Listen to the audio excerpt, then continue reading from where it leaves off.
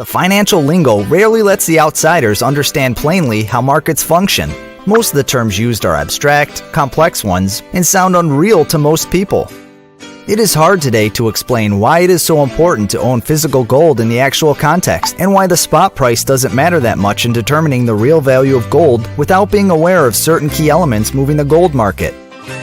And it is of the utmost importance to understand some of those elements if one is to be able to support a seemingly discouraging volatility. Thus, we will try to explain the situation by making a historical parallel with the Titanic shipwreck. You are on board the Titanic. It just hit the iceberg, and it's going to sink. Not all passengers are aware of it, except you and a few others who have the technical know-how to know that the ship cannot be repaired and that it will sink. The situation being so compelling, you belong to those who fully understand the importance of owning a lifeboat.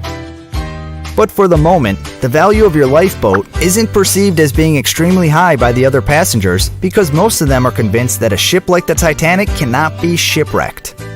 The spot price of your lifeboat on the bridge of the Titanic has gone up since hitting the iceberg, but it has not reached its maximum value because most passengers cannot believe the ship is sinking. But since you know what is going to happen, you're not really worried with the spot price of your lifeboat, especially because you know that the staff members are lying when they're telling the passengers that there are lifeboats for everyone, and not to worry.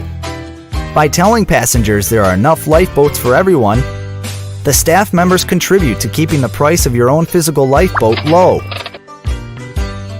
But you know that those lifeboats do not exist, and that the value of your actual physical lifeboat is much greater than its spot price on the bridge of the Titanic, or than the value of certificates given by staff members to passengers and claiming lifeboat delivery promise.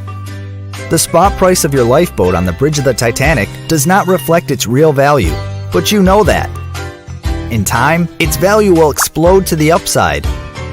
The staff members are manipulating the price of the lifeboats by creating an offer of virtual lifeboats that do not exist.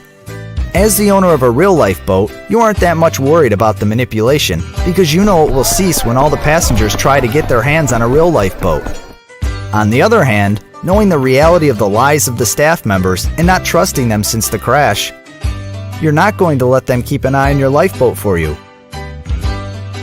because they just might have promised it to many other passengers, and thus they might not be able to deliver it to you when you need it.